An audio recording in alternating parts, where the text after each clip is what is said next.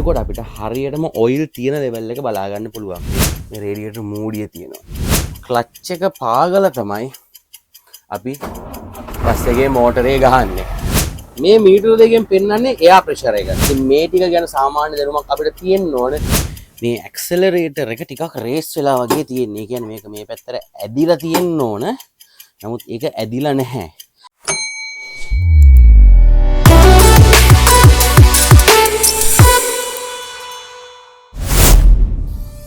ආයිබෝවන්. Bus driver කෙනෙකුගේ daily routine series එකේ දෙවෙනි වීඩියෝ එකට තමයි අද ඇවිල්ලා තියෙන්නේ. ඒ කියන්නේ අපි දවස පටන් ගන්න කොහොමද කියලා. මම කලින් වීඩියෝ එකේ සාමාන්‍යයෙන් අපි දවසක් ගෙවෙන හැටි කිව්වනේ. අද මම කියලා දෙන්න යන්නේ දවස පටන් ගන්න බස් එක චෙක් කරගන්නේ කොහොමද. ඒ කියන්නේ බේසිකලි ඔයිල් වතුර බලලා බස් එකක් ස්ටාර්ට් කරන්නේ කොහොමද කියන එක. ඉතින් ඉස්සෙල්ලාම නවත්තලා තියෙන බස් එකේ එන්ජින් ඔයිල් තමයි අපි බලන්න ඕන.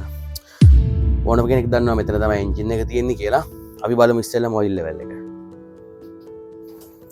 අපි ඉතින් පහසුවට මේ වගේ ලේන්ස් ටිකක් තියාගෙන ඉන්නවා. මොකද මෙතනින් අර රස්නේ එනවනේ. ඒ රස්නේ එන එක වළක්ව ගන්න. හරිම සරලයි බොනට් එක අරින විදිහ. ඊට පස්සේ අපිට මෙතන තියෙන ඔයිල් කූර. ඔයිල් කූර මේ විදිහට එළියට ඇදලා අරගෙන හලියටම කරන්නේ මේක පිහිද ගන්නවා.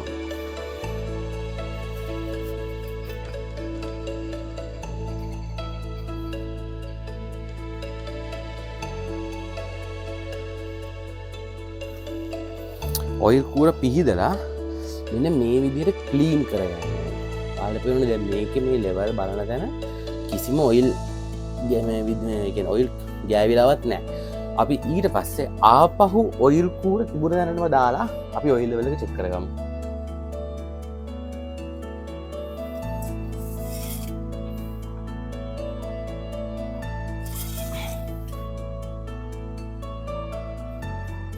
එතකොට අපිට හරියටම ඔයිල් තියෙන ලෙවල් එක බලා ගන්න පුළුවන්. මේකේ ෆුල් ලෙවල් එක තියෙනවා, ලෝ ලෙවල් එක තියෙනවා.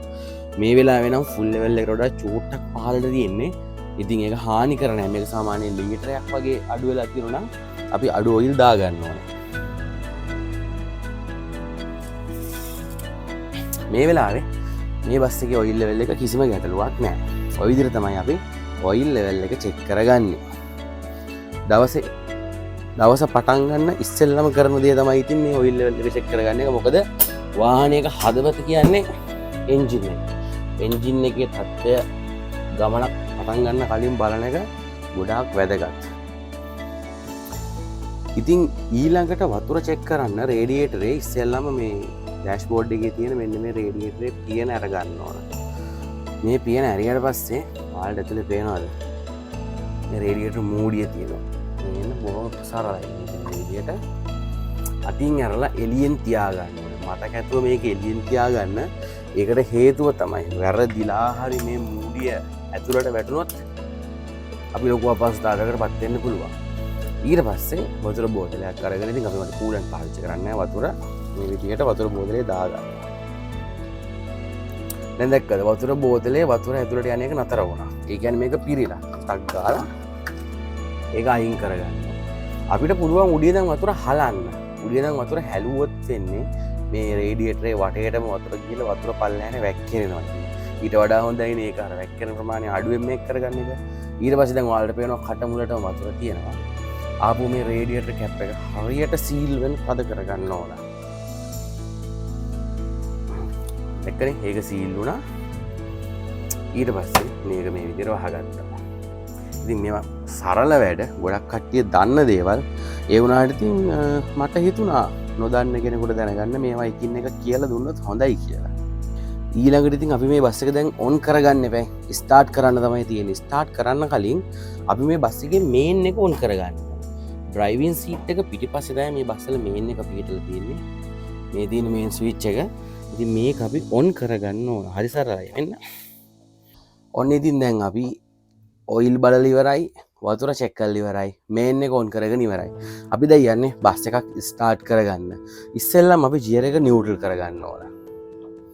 ඊට පස්සේ ස්විච් එක ඔන් කරගෙන බලන්න ඕන මීටර්ස් ටික වැඩ කරනවාද කියලා. ඒක නම් මේ මීටර්ස් එහෙම වැඩ කරන්න මේ ලොකු මීටර් ප්‍රමාණයක් මේක නෑ. ඊට පස්සේ ක්ලච් එක පාගලා තමයි අපි බස් එකේ මෝටරේ ගහන්නේ. ඒකට හේතුවක් තියෙනවා. සාමාන්‍යයෙන් කාර්මික දැනුමක් තියෙන කෙනෙක් දන්නවා නිව්ට්‍රල් එක කියන්නේ එක්තරා විදිහක ගියර් එකක්. මේ නිව්ට්‍රල් එකේ තියෙද්දි ගියර් බොක්ස් එක රෝදත් එක්ක සම්බන්ධ නැති වුණාට එන්ජින් එක ගියර් බොක්ස් එකත් එක්ක සම්බන්ධයි. ඉතින් අපි ක්ලච් එක පාගලා බස් එකක් ස්ටාර්ට් කරනකොට බස් එකක් නෙමෙයි ඕනම වාහනයක් ස්ටාර්ට් කරනකොට ක්ලච් එකෙන් එන්ජින් එකයි ගියර් බොක්ස් එකයි වෙන් වෙනවා. එතකොට මේ ස්ටාර්ටර් මෝටර එකෙන් කරන්ට් එක ඕන වෙන්නේ එන්ජින් එක කරක ගන්න විතරයි. අපි ක්ලච් එක අතහැරලා මෝටරේ ගහනවා නම් මේ ස්ටාර්ටර් මෝටර එකේ කරන්ට් එක අවශ්‍ය වෙනවා එන්ජින් එක සහ ගියර් පෙට්ටිය කියන දෙකම කරකවන්න. ඔන්න ඔය හේතුව නිසා තමයි අපි ක්ලච් එක පාගගෙන වාහනයක් ස්ටාර්ට් කරන්නේ. මේක මැනුවල් ඕන වාහනයකට පොදුයි. ඒ වගේම තමයි මම හිතන්නේ ඔටෝමැටික් වාහනයක වුණත් අපි බ්‍රේක් එක පෑගුවොත් තමයි වාහනේ ස්ටාර්ට් කරන්න පුළුවන්. ඒකට හේතුවත් බ්‍රේක් එකට කකුල තියලා බ්‍රේක් එක පාගලා තියෙනකොට ක්ලච් එකෙන් ගියර් පෙට්ටියයි එන්ජින් එකයි වෙන් වෙන එක. ඉතින් මේක තමයි බස් එකක ඩෑෂ්බෝඩ් එක. මේ ඩෑෂ්බෝඩ් එකේ ඇත්තටම ලොකු දේවල් නැහැ. මේ මීටර් වලින් අපිට දැනගන්න ඕන වෙන්නේ සරල දේවල් ටිකක්. ඔයාලට පේනවද මේ මීටර් වල උඩම තියෙන මෙන්න මේ දෙක. මේ මීටර් දෙකෙන් පෙන්වන්නේ එයාර් ප්‍රෙෂර් එක.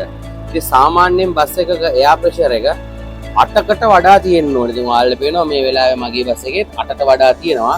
ඊට අමතරව අපි නිතරම සැලකිලිමත් වෙන්න ඕනේ මෙන්න මේ හීට් මීටර් එක ගැන. මේ හීට් එක මෙන්න මේ රතු ලෙවල් එකට ගන්න හොඳ නැහැ. සාමාන්‍යයෙන් 80ත් 100ත් අතර තමයි මේක පවතින්න ඕන. ඊට වඩා යනවා නම් බස් එකේ මොකක් හරි දෝෂයක් තියෙනවා. ඊට පස්සේ මෙන්න මේ ඔයිල් ප්‍රෙෂර් මීටර් එක. ඔයිල් ප්‍රෙෂර් එක වැඩිම නම් හෝ අඩුම නම් අපි ඒ ගැන සැලකිලිමත් වෙන්න ඕන. මේ තියෙන්නේ බැටරි මීටර් එක. ඉතින් මේ බැටරිය charge වෙන්න ඕනේ. දවල්ට පෙරද බිඳුවර වඩා චුට්ටක් උඩින් තියෙන්නේ මේක කියලා. අන්න දැක්කද? චුට්ටක් උඩට ගියා. ඒ කියන්නේ දැන් මේකේ බැටරිය charge වෙන්න පටන් ගත්තා.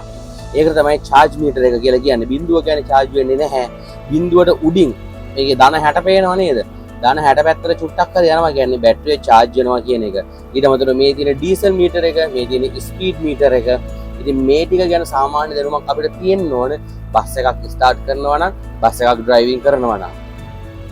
ඉතින් මේ බස් එක චෙක් කරන වෙලාවේ මට අහු වුණා පොඩි අඩුපාඩුවක්. ඒක තමයි මේ ඇක්සලරේටර් එක ටිකක් රේස් වෙලා වගේ තියෙන්නේ. ඒ කියන්නේ මේක මේ පැත්තට ඇදිලා තියෙන්න ඕන. නමුත් ඒක ඇදිලා නැහැ. ඇත්තට මේක සරල ඉඩක්. ස්ක්‍රීන් එකක් තමයි තියෙන්න ඕන. අපි ඉතින් අර ඒකට දානවා මෙන්න මේ වගේ ඕරින් එකක් ඇදලා මේ එන්ජින් එකට දාලා ඒ කියන්නේ ඇක්සලරේටරේට දාලා අපි මේක පොඩ්ඩක් හදා ගන්නවා. try එකක් දෙමු මේක හදාගන්න. වීඩියෝ එක කරන වෙලාවේ මේ වගේ දෙයක් වුණාම ඉතින් වීඩියෝ එකකට වටිනාකමක් එනවා.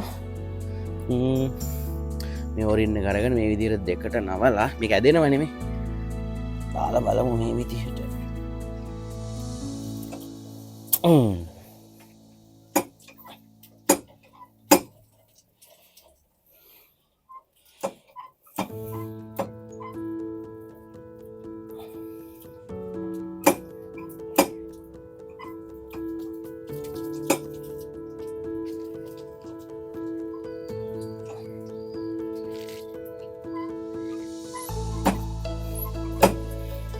ඔන්න දැන් ස්ක්‍රීන් එක නැතුව නිකන් තියෙන ඇක්සලරේටරේ දැන් පිටිපස්සට ඇදිලා තමයි තියෙන්නේ.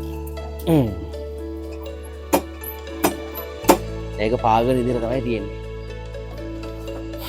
ඔය වගේ ඉතින් අර චූටි සරල දේවල් අපිම හදා ගන්නවා.